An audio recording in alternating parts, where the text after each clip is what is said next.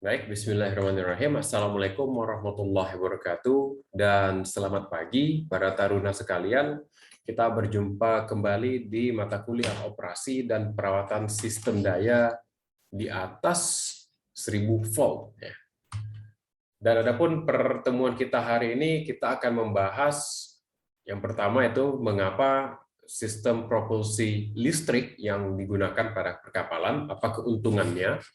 Kemudian perbedaan antara sistem propulsi yang klasik dan yang folded, selanjutnya kita lihat ini, dan kemudian general block diagram dari mesin-mesin listrik di perkapalan. Bagaimana blok diagram dasarnya yang secara general pada kapal, kemudian rating tegangan tinggi pada perkapalan khususnya di mesin listriknya. Adapun konten ini saya angkat berdasarkan dengan silabus yang diberikan oleh Politeknik Pelayaran Malahayati. Kurang lebih kalian harus mendapatkan penjelasan tentang keuntungan penggerak listrik pada kapal, kemudian apa perbedaan yang folded dan apa perbedaan yang sistem propulsi yang menggunakan shaft line, yang klasik saja. Kemudian gambaran dari diagram blok peralatan listrik di perkapalan, kemudian rating tegangan ya, sesuai dengan yang saya sebutkan tadi sebelumnya. Oke, apa keuntungan dari penggunaan mesin listrik di perkapalan? Dan ini juga menjadi pertanyaan di beberapa artikel yang kita temukan di internet saja, di dunia maya. Apakah dia memiliki masa depan di kemudian hari? Apakah sistem propulsi listriknya akan terus berkembang atau seperti apa? Nah, sebagaimana yang kita ketahui saat ini dunia cenderung mengarah ke penggerak listrik. Sama juga dengan mobil. Mobil listrik saat ini berkembang, contohnya produk Tesla, atau mobil BMW juga telah mengeluarkan yang versi listriknya. Ya, tidak berbeda juga dengan kapal. Kapal juga terus berkembang ke arah mesin-mesin listrik. Kenapa demikian? Tidak lain, alasan yang paling utama adalah efisiensi. Kalau kita sudah berbicara tentang efisiensi energi, maka efisiensi energi dari mesin listrik itu jauh lebih tinggi dibandingkan dengan mesin bahan bakar diesel atau bahan bakar lainnya. Kalau mesin listrik itu efisiensinya bisa di atas 80%, sedangkan mesin bakar itu maksimal 30% saja, itu udah hebat sekali. Sisanya kemana? Energi yang lain. Energi yang lain sisanya lari ke panas, gesekan, dan sebagainya. Nah, kemudian kita akan melihat tegangan. Ini saya salah slide. Voltage rating.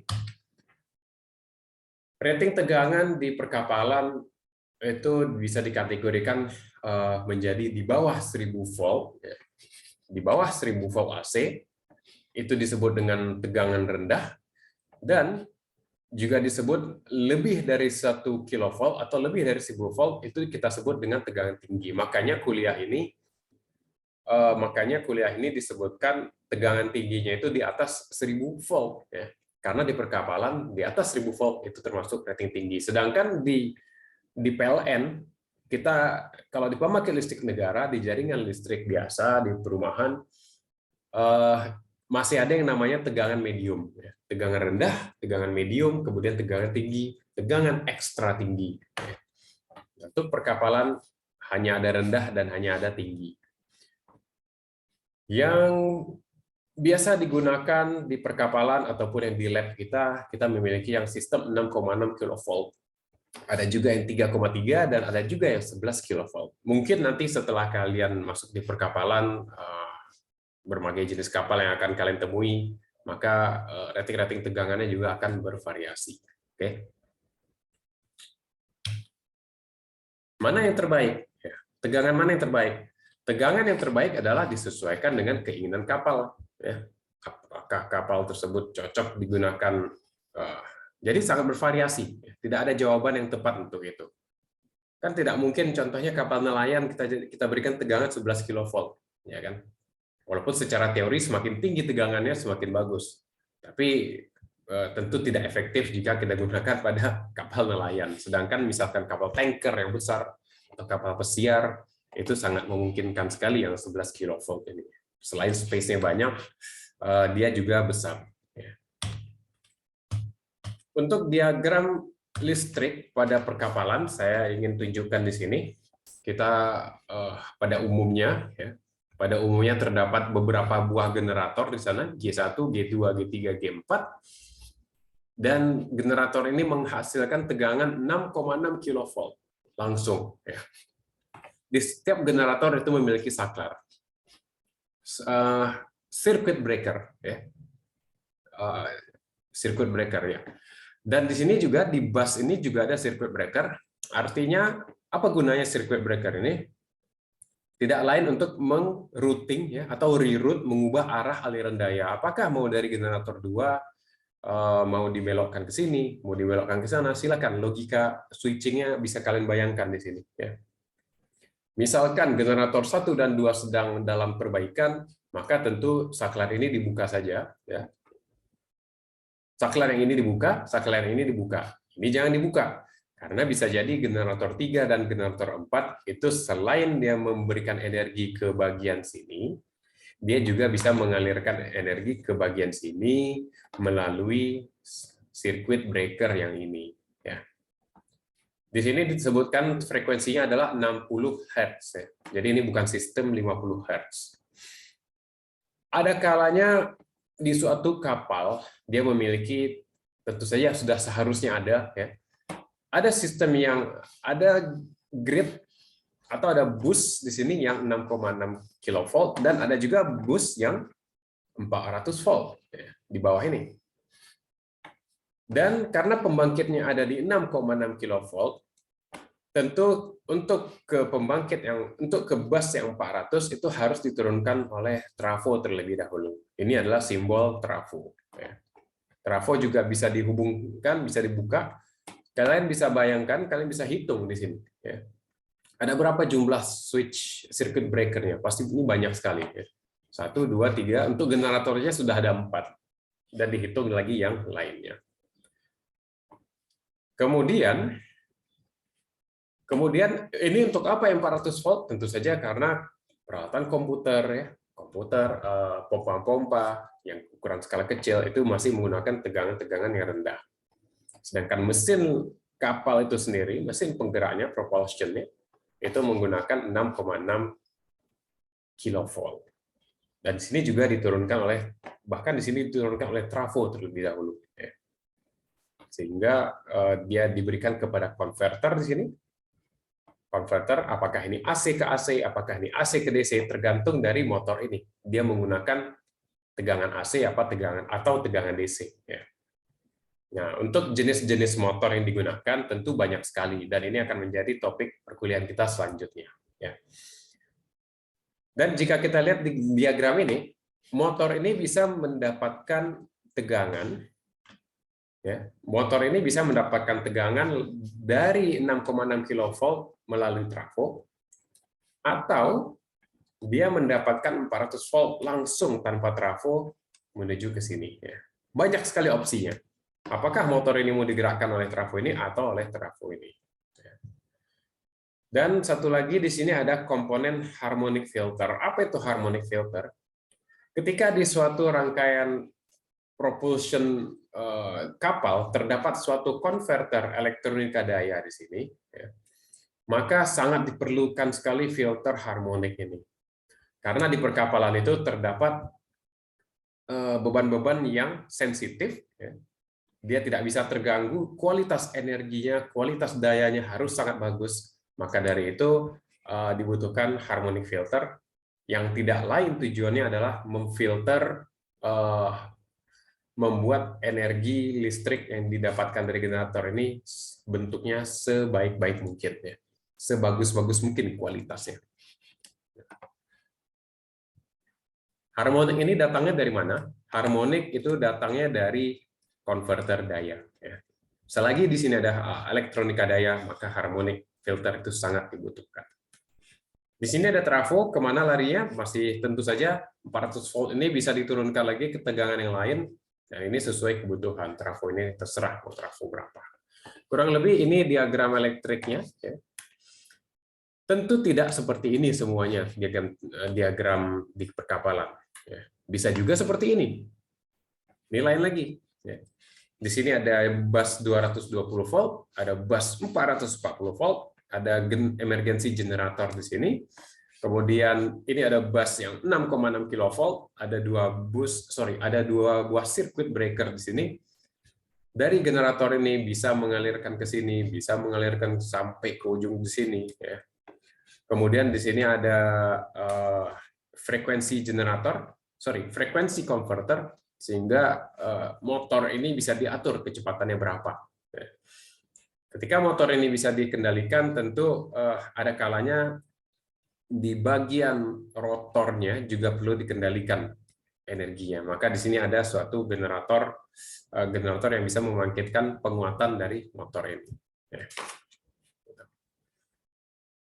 Dan untuk trafo pun banyak sekali versinya. Ada yang wild delta aja seperti ini, ya. Ada juga yang YY seperti ini. Ketika dia sudah dibuat menjadi delta, satu buah delta dan satu buah Y, maka jumlah pulse-nya semakin banyak, maka itu akan semakin bagus untuk menggerakkan motor ini. Kenapa semakin bagus? Karena nilai harmoniknya semakin sangat rendah.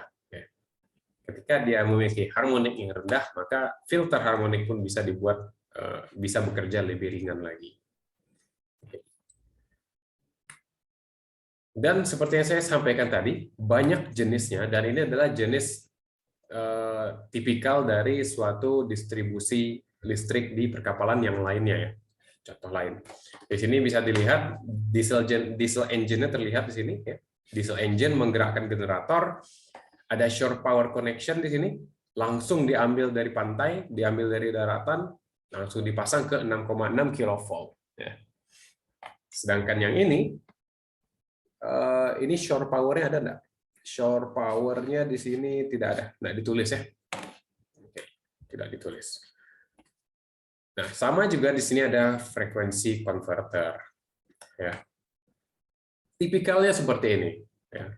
Ini bisa dibilang sistem diesel elektrik, karena ada diesel dan ada elektrik, namun lebih dominan sistem elektriknya. Ya, karena penggerak kapalnya pun sudah elektrik. Ya, ini harmonix, ya. Dari tadi saya membahas harmonik. Lalu apa itu harmonik? Harmonisa, ya, bahasa Indonesianya harmonisa, bahasa Inggris harmonik. Kalian perhatikan gambar yang bergerak dulu nih, yang sebelah kanan atas. Harmonic filter. Jadi ada suatu gelombang seperti ini bentuknya, yang warna kuning, jelek sekali, ya. Akan difilter oleh harmonic filter alat yang ini, yang di tengah. Setelah dia difilter, ya, maka gelombang tersebut sekarang menjadi seperti ini, ya. Seperti yang putih sebelah kanan ini. Nah, seindah-indahnya, sebagus-bagusnya kualitas listrik pada perkapalan atau pada sistem tenaga lainnya adalah sinus yang murni seperti ini. Apakah ini sinusoidal juga? Ya, ini tegangan sinusoidal juga. Tapi coba kalian lihat, setiap puncak ada dua puncak. Jadi ini adalah sinus juga, tegangan sinusoidal, tegangan arus bolak-balik, tapi dia terdistorsi akibat banyaknya gelombang-gelombang harmonisa pada suatu jaringan.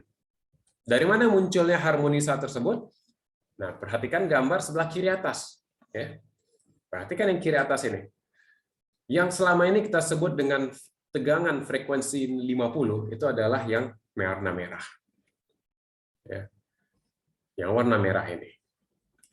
Nah, karena banyaknya digunakan penyearah, ya, maka suatu gelombang tersebut menjadi terkadang bentuknya square, seperti yang di bawah ini.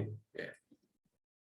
Karena kita menggunakan rangkaian elektronika daya, bentuknya menjadi seperti ini, sinyal peta. Ya. Atau kalian sering buka mungkin uninterruptible power supply, UPS, maka keluarannya akan seperti ini. Dan jika dijabarkan, bentuk square seperti ini yang dihasilkan oleh inverter, yang dihasilkan oleh konverter daya, konverter frekuensi konverter.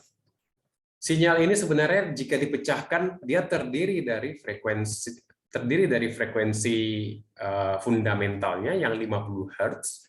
Kemudian dia memiliki frekuensi yang lebih kecil lagi dan lebih kecil lagi, lebih kecil lagi, lebih kecil lagi. Dan ini biasanya ordenya ganjil. 1, 3, 5, 7, 11, 13, 15, 17, dan seterusnya. Nah, inilah dia yang tidak baik untuk mesin-mesin listrik. Makanya harus difilter, baru diberikan ke pembangkit, baru diberikan ke motor penggerak kapal. Kenapa seperti itu? Jika tegangan seperti ini kalian berikan ke mesin kapal, maka mesin tersebut akan cepat sekali panas. Dan kita tahu kalau sudah panas pasti berkaitan dengan umur. Dan jika umur mesinnya pendek, tentu saja itu larinya ke uang. Tidak ada orang yang mau membayar mesin berkali-kali karena rusak, karena kepanasan. Nah, jika diberikan tegangan sinus murni seperti ini, maka motor tersebut, motor penggerak, motor propulsion itu bisa bekerja normal. Ada banyak cara untuk menghapus harmonisa tersebut, yaitu pertama dengan filter harmonik seperti ini. Yang kedua adalah dengan menggunakan penyearah, tapi penyearah itu pulsanya banyak, bisa mencapai 24 pulsa. Contohnya apa penyearah di sini? Ini adalah penyearah yang memiliki banyak pulsa. Di sini ada 6 pulsa, di sini ada 6 pulsa. 6 tambah 6, 12. Artinya konverter ini memiliki 12 pulsa. Dia dibuat 12 pulsa tidak lain tujuannya untuk mengurangi harmonik di jaringan 6.600 kV ini. Jadi dari mana datangnya harmonik? Harmonik itu datangnya dari power elektronik ini ditembakkan ke jaringan ini. Kalau ada beban-beban di sini yang sensitif, maka itu akan mengganggu. Apa contohnya beban sensitif? Nah, itu coba bisa kalian cek, googling lagi, apa aja contoh beban sensitif di perkapalan. Biasanya itu terkait ke instrumentasi, alat ukur, dan sebagainya. Nah, ternyata dengan menggunakan 12 pulsa, harmoniknya itu hanya 8-11%. Tegangan sinus yang murni, semurni-murninya seperti ini adalah harmoniknya, THD-nya adalah 0%. Sedangkan semakin banyak gangguan seperti ini, maka harmoniknya akan semakin meningkat.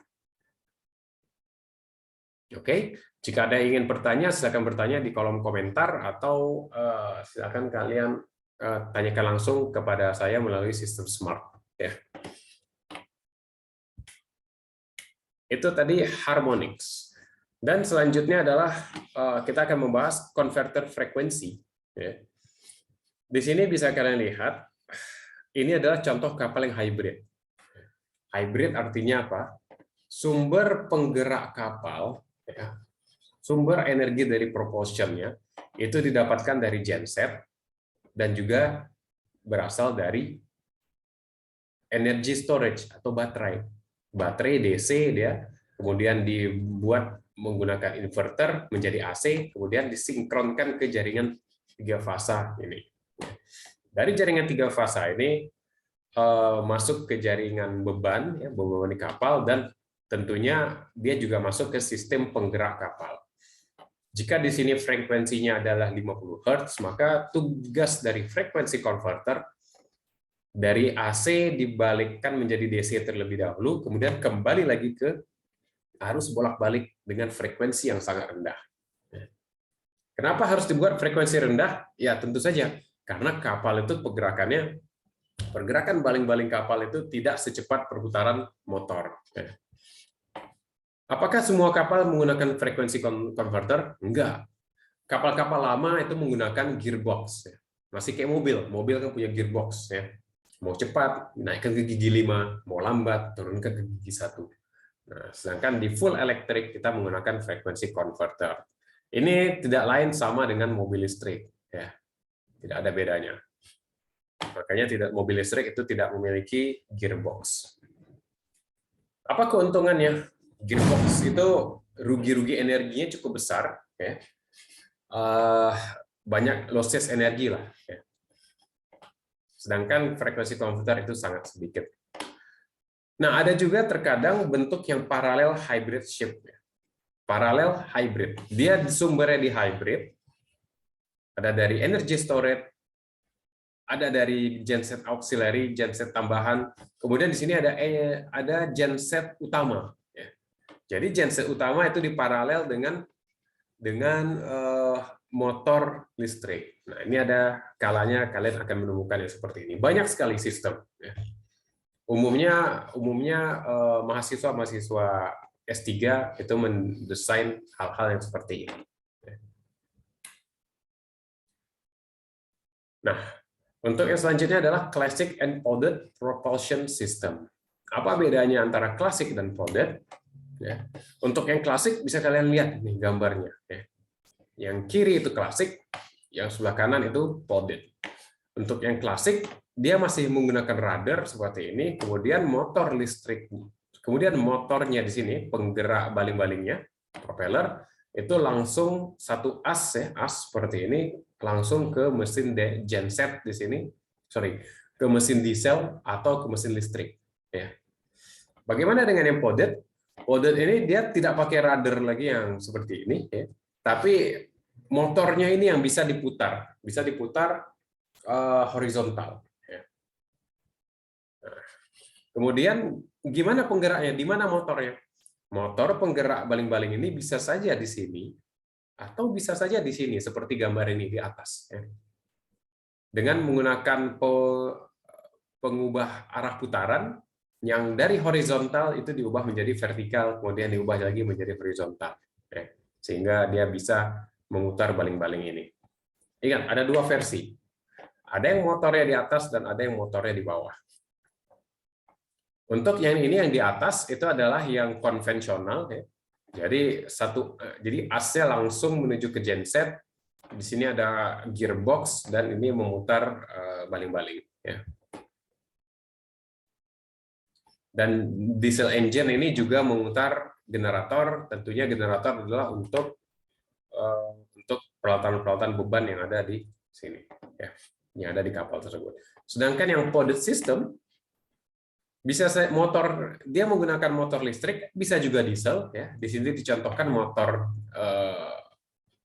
listrik ini, ya, berarti ada switchboardnya sini, dari diesel elektrik diubah menjadi elektrik, masuk ke switchboard dan masuk ke motor.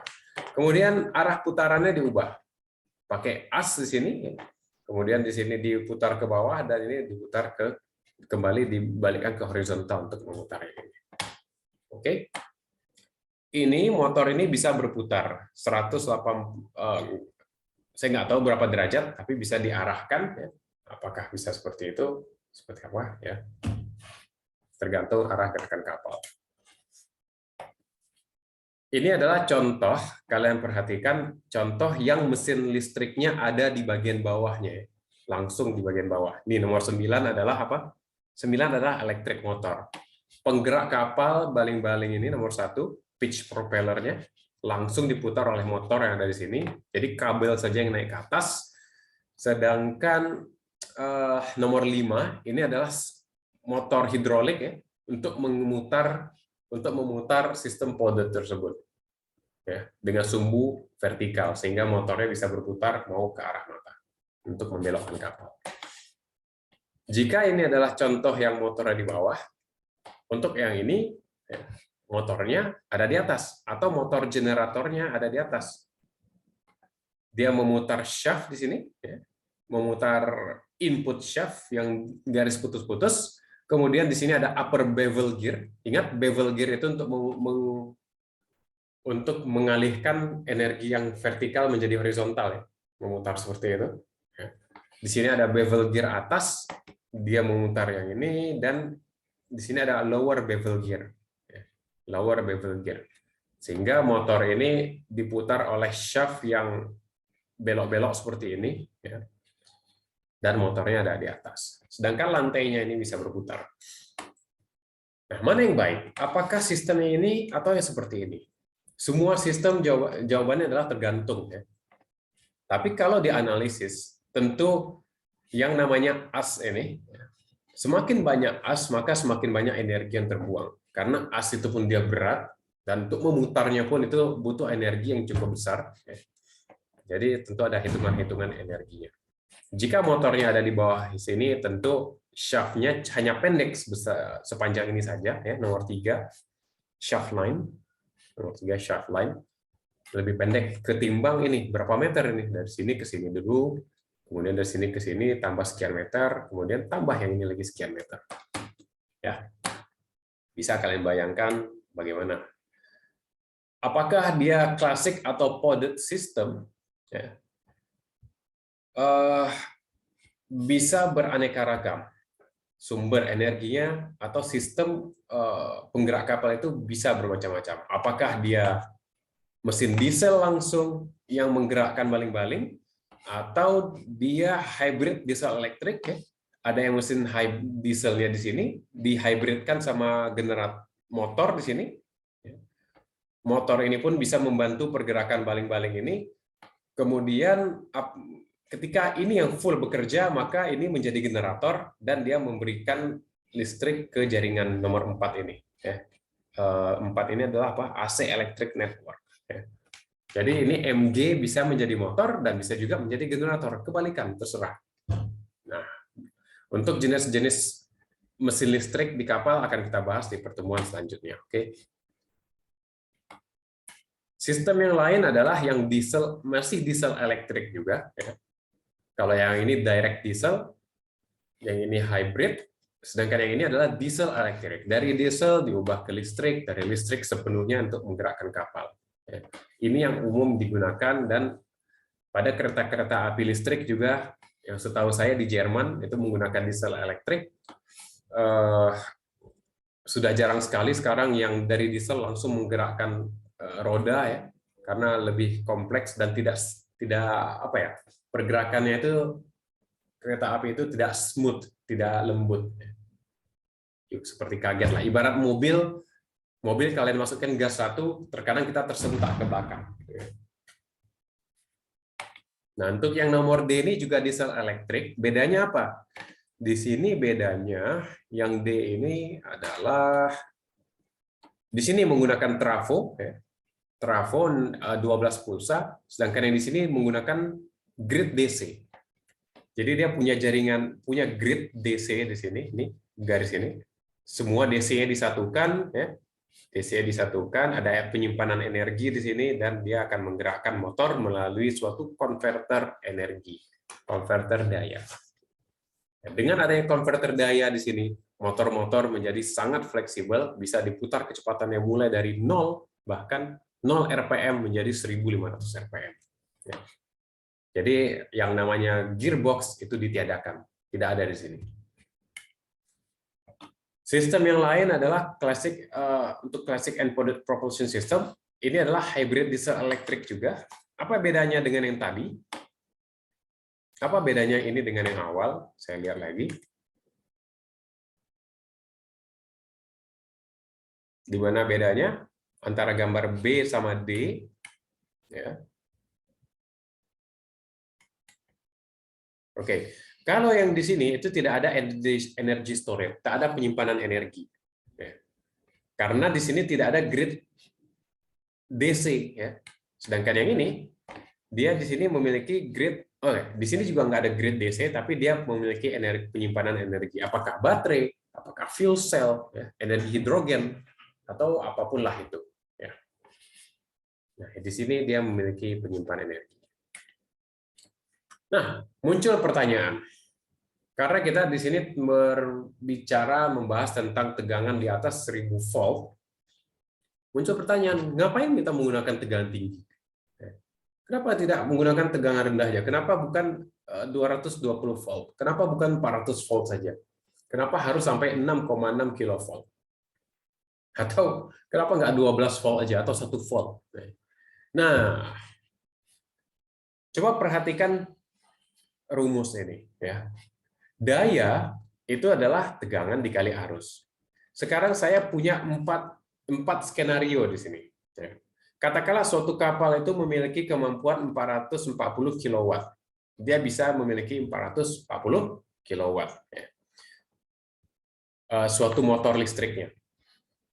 Nah, 440 kW ini bisa saja motor yang ratingnya 440 volt, tapi dia menghasilkan ampere 1000 ampere. Itu skenario pertama. Skenario yang kedua, bisa saja motor listrik itu bergerak di dalam 1,1 volt, 1,1 kilovolt, dan tapi dia menggunakan 400 ampere. Untuk skenario yang ketiga, dia menggunakan 11 kilovolt, tapi dia menghasilkan hanya 40 ampere. Coba kalian bandingkan tiga buah ini, di mana bedanya? Bedanya di ampernya. Ya. Kalian bayangkan suatu kabel dialiri arus sebesar 1000 ampere. Bayangkan dengan kabel yang hanya dialiri dengan 40 ampere. Mana yang lebih besar? Coba bayangkan, mana kabel yang lebih besar? Tentu harus lebih besar kabel yang 1000 ampere. Itu bisa sebesar tangan kita. Sedangkan yang 40 ampere itu bisa sebesar kelingking saja. Nah, sekarang coba bayangkan jika diaplikasikan ke motor-motor listrik, mesin-mesin listrik. Maka tentu saja motor tersebut memiliki gulungan, di dalamnya kan terdapat gulungan. Gulungan tersebut hanya menggunakan tembaga dengan diameter yang lebih kecil. Apa yang bisa kita simpulkan? Maka untuk motor yang memiliki tegangan tinggi, ampernya bisa lebih kecil, dan ukuran kawatnya juga semakin kecil, sehingga semakin besar tegangan motor tersebut, semakin kecil dimensi. Untuk daya yang sama, semakin kecil dimensinya. Nah, ketika kita berbicara dimensi, tentu ini sangat berkaitan erat dengan size dari ukuran kapal tersebut. Kalau kapal kan kita maunya kecil. Kita mau kapal itu memiliki kapasitas yang terbatas, sehingga kita menginginkan juga motor-motor itu atau peralatan listriknya juga kecil. Jadi banyak muat di kapal itu karena mesin-mesin listriknya juga kecil. Jadi kenapa kita menggunakan tegangan tinggi? Supaya ukuran-ukuran mesin listriknya semua menjadi lebih kecil. Dan itu muat di dalam kapal yang areanya terbatas. Itu dia. Ya. Jadi untuk rating daya yang sama, ya katakanlah tadi 400 kW, maka motor itu dapat dibuat lebih kecil jika digunakan tegangan 6060 volt dibanding dengan dia menggunakan 440 volt. Selain itu, tegangan tinggi juga bisa mengakibatkan rugi-rugi daya semakin kecil di dalam kawat. Dan yang ketiga, proteksinya menjadi lebih kecil rating-ratingnya. Kalau tadi kita gunakan sistem 440 volt, maka dibutuhkan rating proteksi yang melebihi 1000 ampere. Tapi jika kita gunakan sistem 11 kV, kita hanya membutuhkan rating proteksi yang 40 ampere saja. Oke, mungkin itu demikian untuk materi perkuliahan kita hari ini. Semoga bermanfaat. Saya ucapkan terima kasih. Assalamualaikum warahmatullahi wabarakatuh dan selamat pagi.